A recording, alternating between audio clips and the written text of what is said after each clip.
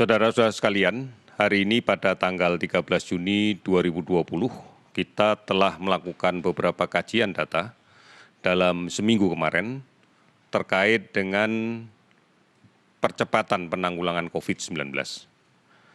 Seperti yang kita ketahui bersama bahwa sejak awal COVID-19 ini masuk ke wilayah tanah air kita, maka hal terbesar yang kita lakukan adalah penguatan pintu masuk negara sebagai upaya cegah tangkal kita untuk membendung jangan sampai kasus ini masuk ke wilayah tanah air.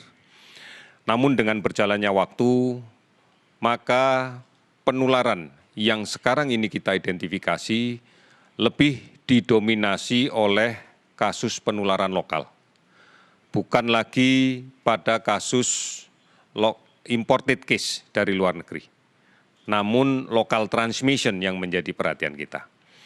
Oleh karena itu, maka gambaran-gambaran epidemiologi masing-masing daerah tidak memberikan gambaran yang sama. Beberapa daerah kita memiliki risiko yang lebih tinggi untuk munculnya penularan karena aktivitas sosialnya yang jauh lebih tinggi dibanding dengan daerah yang lain. Inilah yang kemudian secara tepat beberapa pemerintah daerah mengimplementasikan pembatasan sosial berskala besar dengan tujuan adalah untuk mengurangi mobilitas penduduk sebagai faktor pembawa virus yang bisa menyebabkan penularan ke orang lain. Hari ini kita telah melakukan pemeriksaan spesimen sebanyak 16.574 orang. Sehingga total yang kita periksa spesimen adalah 495.527 orang. Dari kasus yang kita dapatkan untuk konfirmasi positif COVID-19 hari ini sebanyak 1.014 orang. Sehingga total menjadi 37.420 orang. Kalau kita rinci lebih lanjut, bahwa penambahan kasus 1.014 orang ini tidak merata pada seluruh provinsi. Ada 5 provinsi yang merupakan jumlah kasus tertinggi yang melaporkan hari ini, diantaranya adalah Jawa Timur, yang melaporkan 176 kasus baru. Sementara kasus sembuh yang dilaporkan Jawa Timur pada hari ini adalah 252 orang. Sulawesi Selatan kasus baru meningkat 125 orang, kasus sembuh 36 orang. Kalimantan Selatan 123 orang kasus baru dan 22 sembuh. DKI Jakarta 121 orang dengan 59 sembuh. Sumatera Utara 94 kasus baru, hari ini tidak ada dilaporkan kasus sembuh. Dari keseluruhan masih ada 18 provinsi yang melaporkan kasusnya di bawah 10.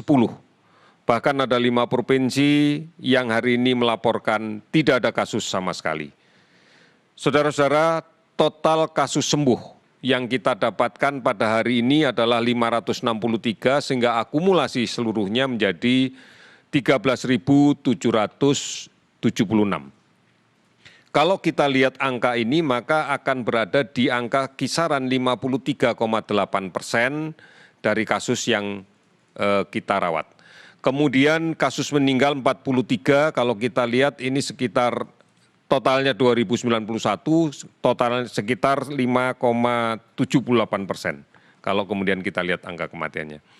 Nah, data ini tentunya tidak akan bisa secara utuh dibandingkan dengan negara lain karena memang tingkat ancaman epidemiologisnya tidak sama. Sebagai contoh, kalau kemudian kita melihat pada DKI Jakarta saja sebagai epicentrum yang besar, maka kita lihat bahwa jumlah tes per 1 juta penduduk di DKI adalah 17.954 orang. Angka ini berada di atas Thailand secara keseluruhan yang mencapai 6.708 per 1 juta penduduk. Filipina 4.419 orang per 1 juta penduduk, bahkan Jepang hanya 2.626 per 1 juta penduduk. Memang kalau dibandingkan dengan Malaysia, kita masih agak di bawah karena Malaysia telah melakukan 19.118 tes per 1 juta penduduk. Oleh karena itu memang secara keseluruhan kalau kita menghitung seluruh wilayah tanah air kita, memang tes kita masih rendah, 1.752 tes per 1 juta penduduk. Namun ini bukan merupakan sebuah gambaran yang bisa kita memberikan kesan bahwa keseriusan pemerintah tidak terlihat. Karena kita melihat bahwa tanah air kita terdiri banyak kepulauan, terdiri dari banyak wilayah yang cukup luas, dengan kepadatan dan risiko mobilitas orang yang terkait dengan faktor pembawa penyakit cukup besar, yang sangat berbeda. Oleh karena itu kami sedang mempelajari beberapa hal terkait dengan epicentrum yang lain, seperti Kota Surabaya, kemudian Makassar, termasuk kemudian Kalimantan Selatan, untuk kita hitung kembali berapa yang sudah kita lakukan tes per 1 juta penduduk. Saudara-saudara, ini menjadi faktor pengukur yang lebih objektif kalau kemudian kita mau melihat kinerja secara keseluruhan dari upaya kita bersama dalam menanggulangi COVID-19.